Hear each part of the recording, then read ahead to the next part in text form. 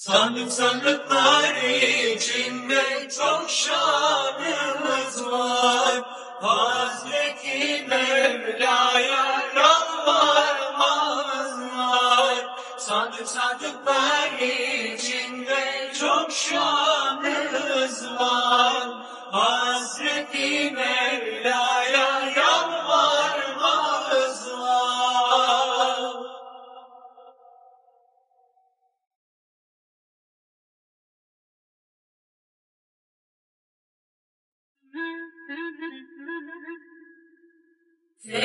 Yolundan baktık sandık selamet.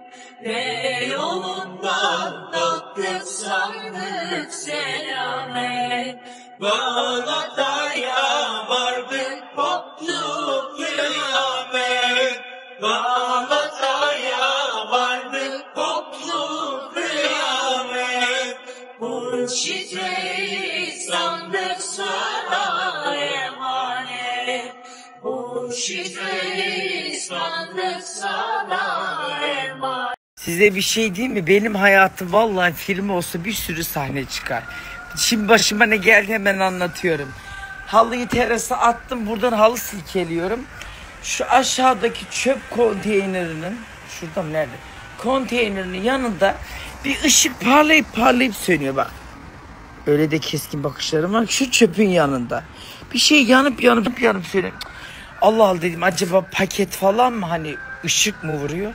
Dedim yok, ben duramayacağım. Halıyı burada bıraktım, indim koşa aşağı. Cep telefonu. Biri telefonunu oraya düşürmüş. Telefon çalıyordu. Açtım.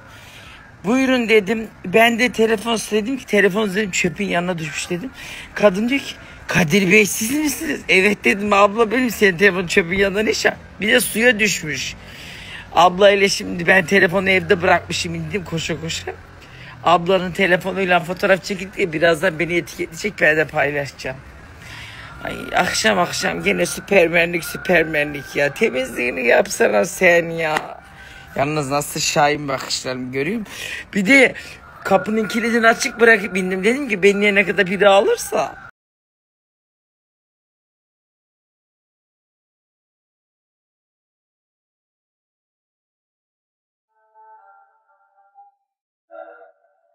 Sana gözümde yaşlar çıkar.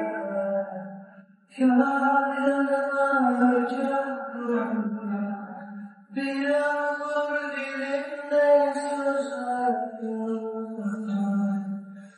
Aşk dilim kırmızı ben olur